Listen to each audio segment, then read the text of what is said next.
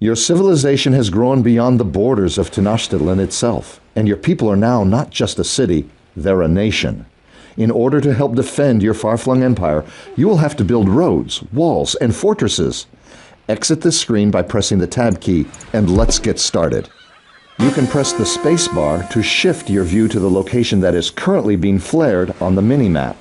We're going to build a road from our barracks out to this outpost so we can quickly move units there if needed.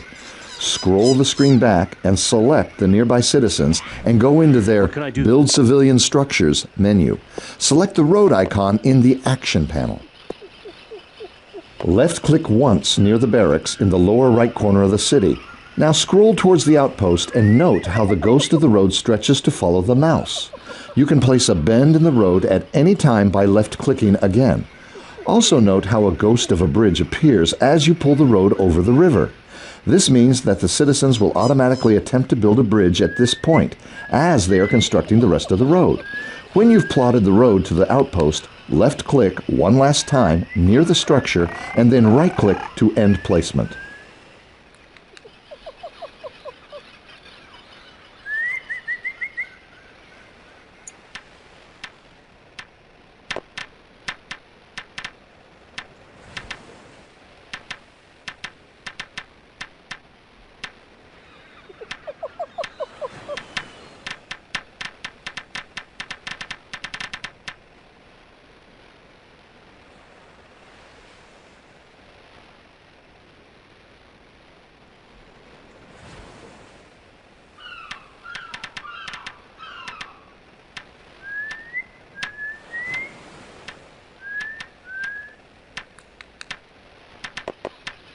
Let's go back and look at some of our military units standing near the city center. There are 7 classifications of land units in Empire Earth 2. The relationship between these classifications is true throughout every epoch of the game. The first class is the light infantry, represented by the crossbowmen on the left, with the blue glow underneath. Light infantry gain an attack bonus against heavy artillery and a smaller bonus against heavy infantry. Light and heavy infantry can also capture buildings. The second class is heavy artillery, represented by the trebuchet and its crew to the right of the crossbowmen. The heavy artillery gains an attack bonus against heavy infantry and a smaller bonus against light mounted. These units can also attack or bombard a selected area. The third class is heavy infantry, represented by the pikemen. The heavy infantry gains an attack bonus against light mounted and a smaller bonus against light artillery. The fourth class is light-mounted, represented by the horse archer. The light-mounted gains an attack bonus against light artillery and a smaller bonus against heavy-mounted. The fifth class is light artillery, represented by the ballista.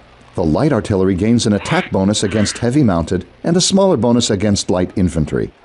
The sixth class is heavy-mounted, represented by the elite cavalry. The heavy-mounted gains an attack bonus against light infantry and a smaller bonus against heavy artillery. The seventh and final class is the Special Forces class, represented by the priest. This class includes priests, spies, and citizens, and has a bonus against no one, but also is not especially vulnerable to anyone. Priests, for example, are in this class because they do not attack other units, but instead attempt to convert them. If successful, the enemy unit comes under your control. The more priests attempting to convert a unit, the greater their chance of success. Sea and air units also have their own classifications that we will talk about in the following tutorials. For now, drag-select the group of military units that has been created for you near your city center and press Ctrl 1. Lead the way! You have just created a control group. Control groups are convenient ways of selecting large groups of objects quickly. Now, anytime you press 1, this group will automatically be selected. Some things you can do with your military units is to set their formation and stance. Click the Formation button in the Action panel and select the Wedge Formation. Formations in Empire Earth 2 help keep groups of units fighting together instead of getting spread too thin. Each formation has a different way of arranging units, depending on the formation's main purpose. The wedge, for instance, is generally better at attacking than the phalanx. Now select the stance icon in the Action panel to assign a certain behavior type to these troops. Aggressive behavior will tell these units to attack and pursue any enemy they see.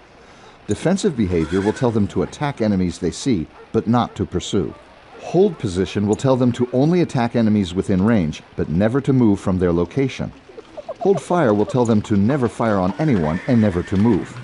Finally, cautious behavior will tell them to flee from enemies if attacked. For now, just leave it on defensive and move them closer to the barracks. March! Run them through!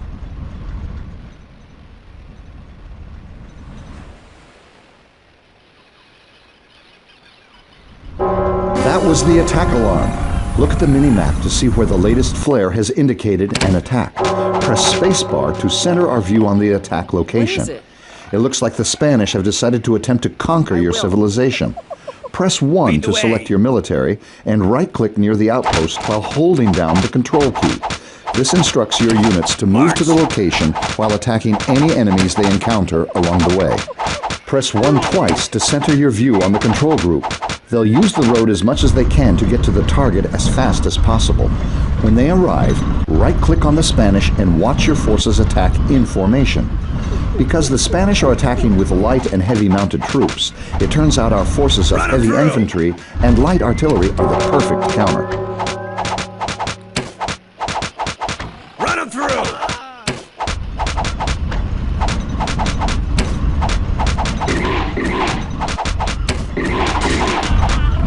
March! Run them through! March! Run them through!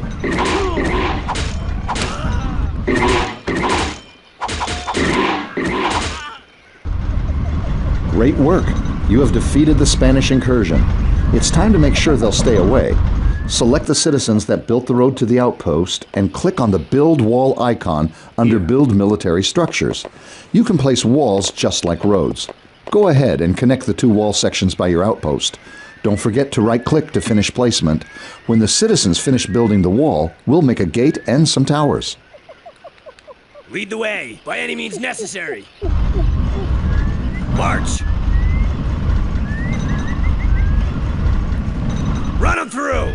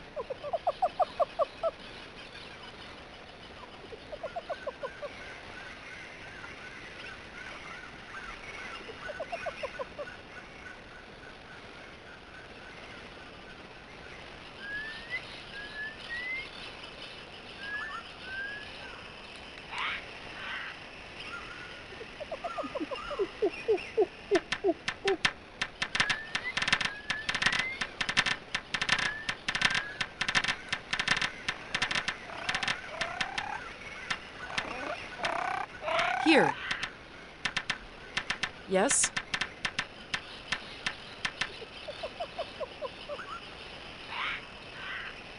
Great! Now select one of the pieces of the wall that looks like a tower. Click the Upgrade to Tower button in the Action panel. This piece will now undergo a short period of reconstruction and will become a strong point on the wall, which can be garrisoned to increase its attack rating against approaching enemies. Ready.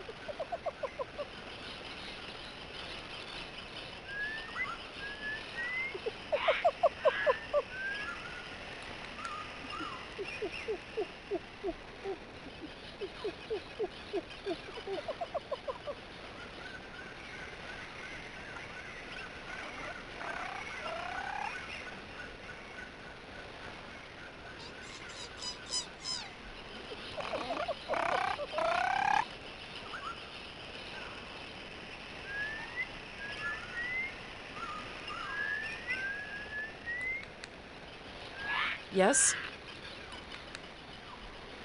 Moving.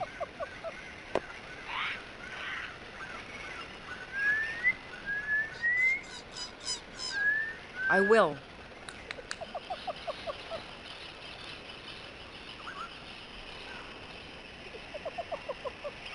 Click on a regular wall piece and select the Upgrade to Gate button. This will force several segments of wall to change into a gate, allowing you to move your units easily through your fortifications while denying entrance to enemies. Very well. Palisades are another type of wall citizens can build. Palisades are weaker and don't have any towers, All right. but they are a cheap form of defense and will also allow gates.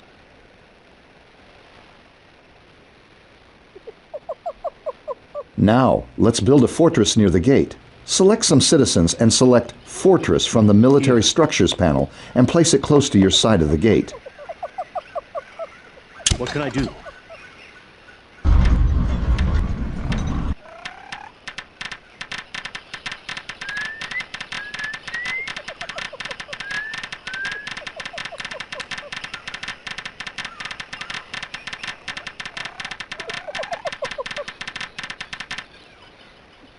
Fortresses are strong defensive structures that attack enemies within range.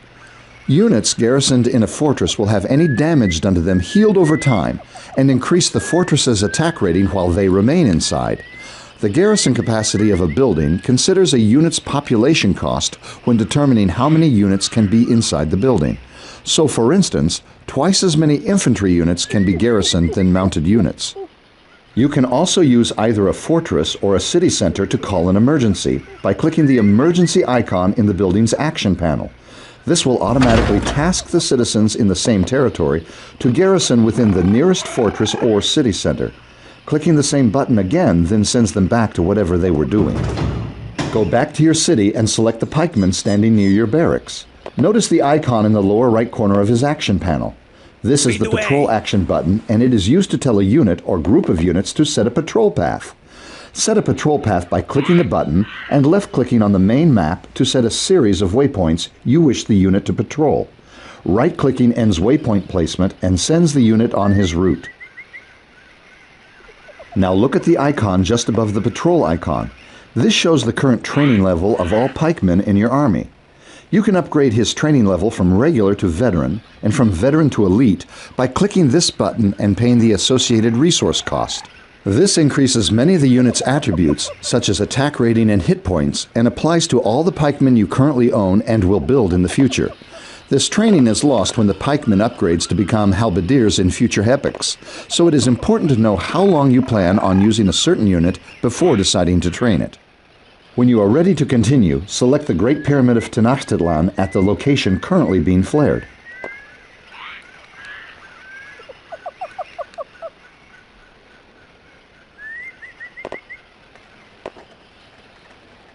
This is one of the wonders of Empire Earth 2, a special set of buildings that have unique properties. Each regional group of civilizations has a wonder unique to their culture that they can build throughout the game. Each wonder has a specific power associated with it. For instance, the Great Pyramid of Tenochtitlan has the power of proselytize. When any of your priests successfully convert a unit, there is a possibility nearby enemy units will also be converted. Select your priests at the location being flared to experiment with this.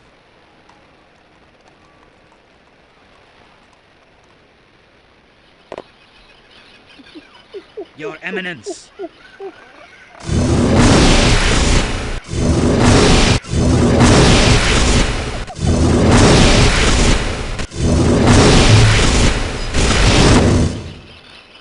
It's time to drive the Spanish from their foothold in the region. More troops have been created for you near your outpost, and the location of the enemy's base has been revealed.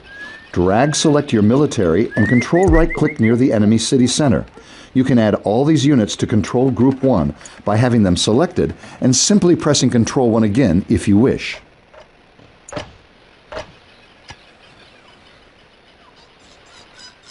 Lead the way. Here. Of course.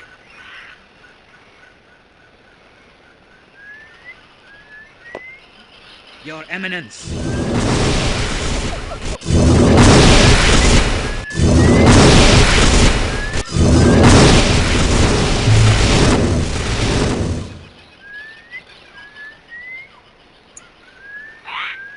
They'll curse the day. Yes, my lord. As you command.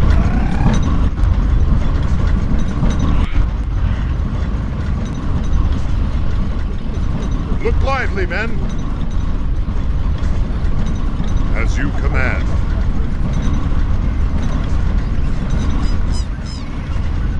As you command.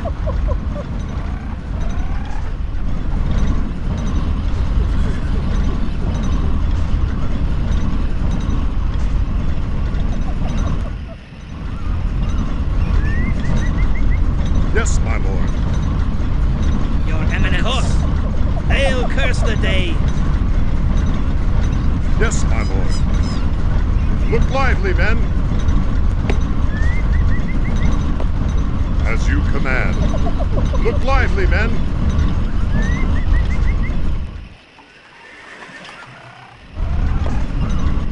As you command.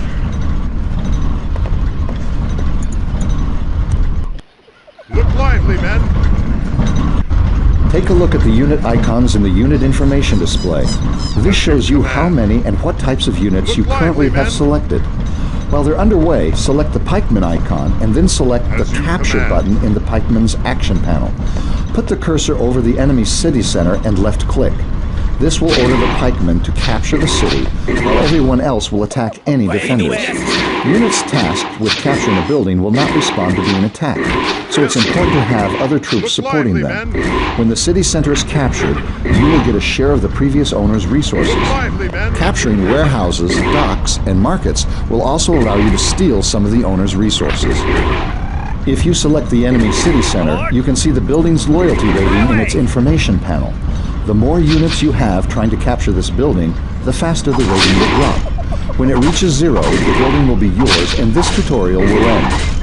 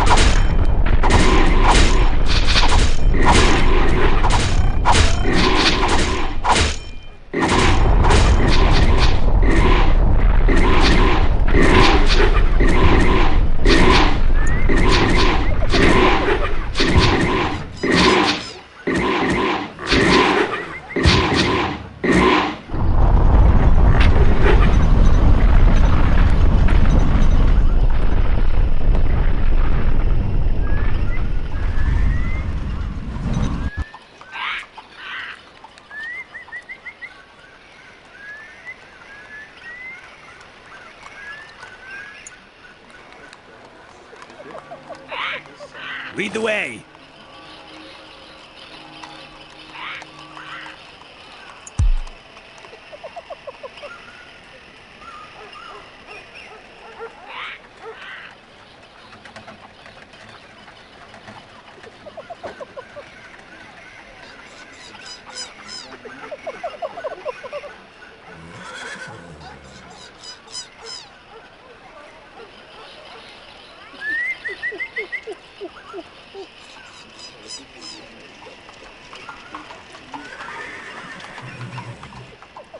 Your Eminence. Your Eminence. Lead the way. Hark!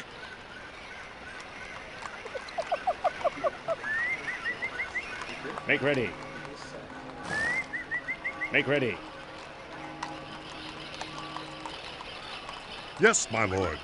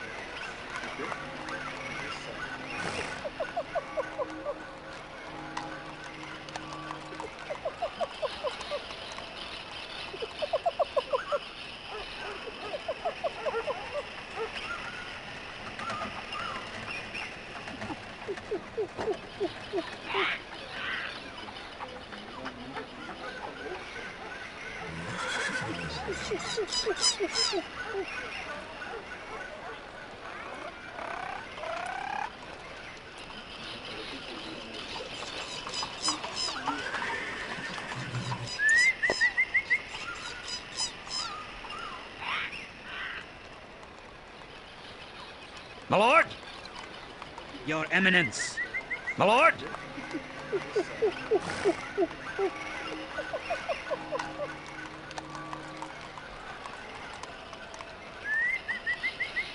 Lead the way!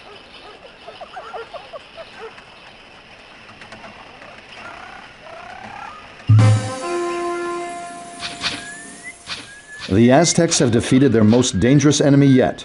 A foreign power, using technology the Aztecs had not even dreamed of, was decisively driven from their shores. Congratulations on completing the second Empire Earth 2 tutorial.